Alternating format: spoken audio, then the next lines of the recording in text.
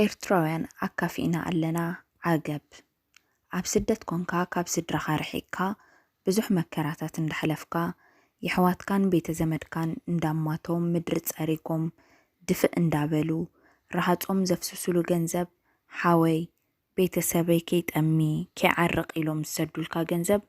ኣብ ፍቐዶ ባራትን ክለባትን ክትሰትዩ እንዳሓደርካ ከይኣክል ምስ ከማኻ ወዲ ሃገርካ ተሰዲዱ ዝመጸ በአውራጃን ወረዳን ክትበኣስ ብፖለቲካ ደም ክትፋሰስ ቅሩብ ኣይትሓፍር እንዲኻ ናይቲ ገንዘብ ምጥፋእስ ደሓን ኣብቲ ዝእቶም ሰዓተኻ ከመይ ኢሉ ከም ዝመጽእ ምስ ተሰወጠካ እሞ ሕልናኻ ባዕሉ ምስ ወቐሰካ ብዓብኡ እውን ነቶም ዝሰደዱልካ ይጭነቆም ምበልና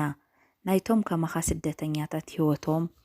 ክቕይሩ ህይወት ስድሮኦም ክልውጡ ዝሓስቡ ደሞም ክተፍስስ ኣካሎም ክተጉድል ህይወት ሰብ ክትምንዝዕ ግን ጽቡቕ ኣይኮነን ጽባሕ ከይበልካ ብህፁፅ እውን ደው ክተብሎ ዘለካ እዩ ብዓብኡ ድማ ሰላማዊ ሃገር ንዓኻ ይዕቕቡ ሰላም ክስእን ክድፈር ግን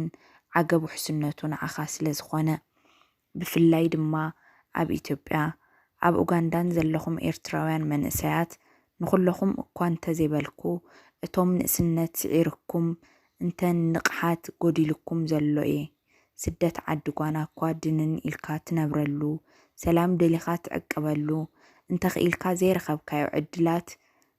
ትምህርትን ስራሕ ጌርካ ነብስኻ ትዓብየሉ ስድራኻ ትሕግዘሉ እምበር ስድነትካ ንግዳም ተውፀሉ ጽጋብካ ረአዩለይ ትብለሉ ካብኡ ሓሊፉ እውን ገበናት ትገብረሉ ኣይኮነን እንተኽኢልካ ምስቶም ከማኻ ደቂ ሃገርካ ኮንካ ክሳብ ዝኾነ ዝኸውን ክሳብ ናብ ድላይካ ትበጽሕ ንኹሉ ኣብቲ ዘለኻዮ ዓዲ ዘሎ ዕድላት ተጠቒምካ ነብስኻን መጻኢኻን ቀይር ተዘይኮይኑ ድማ ሰላምካ ዝተማቕር ሽግርካ ረአ ናይ ካልኦት ከማኻ ሰላምን ናይቶም ዘዕቑቡኻ ሰላምን ግን ኣይትዝረግ መንእሰያት ኣብ ካምፓላን ኣብ ኣዲስ ኣበባን ዘለኹም ኣባኹም ጥራሕ ተሓፂሩ ዝተርፍ እውን ኣይኮነን ኣብ ኩለን ዳርጋ ኤርትራውያን ዝተሰደድናለን ሃገራት ዝረአ ዘሎ ተግባራት እዩ ንሓውካ መቕታል ንመሳድትኻ ኣካለ ጎደሎ ምግባር ደም ምፍሳስ ብዓብኡ እውን ኣብ ገበናት ምውፋር ልሙድ ኮይና ኣሎ እዚ ከምዚ ዓይነት ተግባራት ብህፁፅ ኣብ ግዚኡ ደው እንተዘይሉ ብዓብኡ ከም ሕብረተሰብ ኣብ ርእሲ ምጉዳልና መሊስና ክንጎድልን ክንጠፍእን ዝግበር ስምን ባህልን ክብርናን ድማ ዘጉድል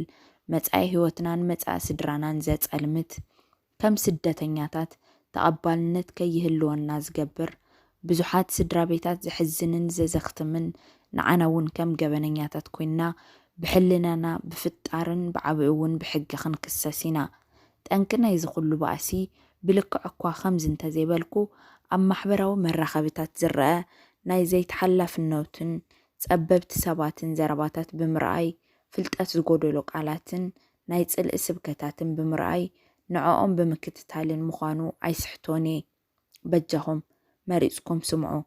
መጻኢኹም ባዕልኹም ኣይተጸልምቱ ናይዞም ዘይሓላፍነታውያን ሰባት ዘረባ ሰሚዕኩም ህይወትኩም ናብ ሓደጋ ኣይተእትዉ ብዙሕ ምበልና ጡፍ እንታበልካ ኣብ ጽሕምኻ ከም ዝበልዎ ንስኹም ተጎዲእኹም ንስኹም ኣይጠዓመኩምን ናባና ንስኹም ወረቀት ሲኢንኩም ናባና ድምፂ ንኾነኩም ንሕና ገንዘብ ነዋጸልኩም ንሕና ደቂ ሃገርኩም ኢና ከመይ ኢልና ነንሕድሕድና ደም ንፋሰስ ከመይ ኢልና ሕጂ ዘይረብሕ ምኽንያት ጌርና ዘንታ ቃይልን ኣቤልን ንደግም ዓገብ መራሕቲ ሃይማኖት ምሁራን ለባማትን ዓበይትን ንቑሓት መንእሰያት ሚድያ ዩቱበራት ኮታ ኩሉ ኣካል እዚ ሕብረተሰብ ይሕዋትና ደቅና ኣዕርኽቱና ደቂ ዓድና ኣዝማድና እዮም ባዕልና ዓገብ ንበሎም ሕጂ ዘድሊ ኩሉ እንተዘይተገይሩ ሕጂ ኣብ ሰዓቱ ዓገብ ተዘይተባሂሉ ግን በዓል ማማ ምስ ተገፈፈ ሞት ምስ በዝሐ